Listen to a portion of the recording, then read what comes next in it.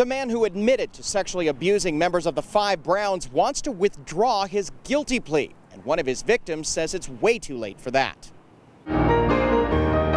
Members of the Five Browns stepped forward and disclosed sex abuse by their father and former manager, Keith Brown.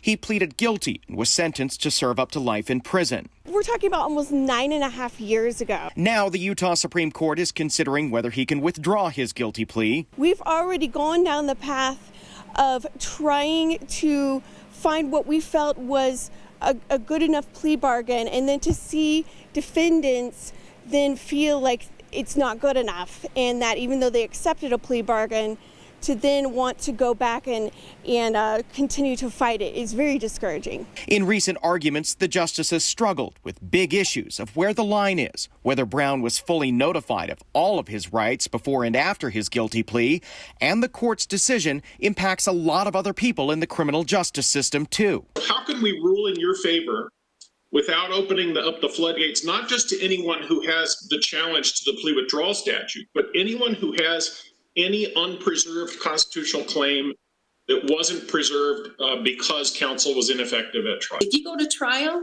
and you raise those and you have ineffective assistance of counsel claims, you get to raise those on appeal. Why are people who enter a plea the only ones that are barred from that? The state argues it's too late. Guilty pleas are intended to be a quick and efficient way to resolve a case.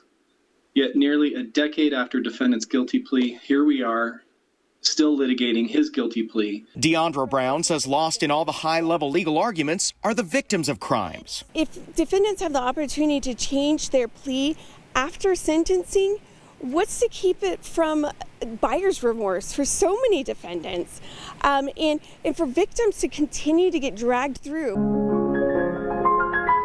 Since going public about her abuse, DEONDRA Brown has become an advocate for victims' rights. She says the legislature was even talking about a bill giving defendants more time to change their minds. But I feel like people need to understand what that does to the victim to continue having it opened, that wound opened over and over and over again. And we're talking about letting more options be at a defendant's disposal. The court did not say when it would render an opinion. Now, a bill was going to be taken up in the Utah State Legislature dealing with when a defendant could withdraw their guilty plea, but the sponsor says he has no plans to run it next year. At the Matheson Courthouse, Ben Winslow, Fox 13 News, Utah.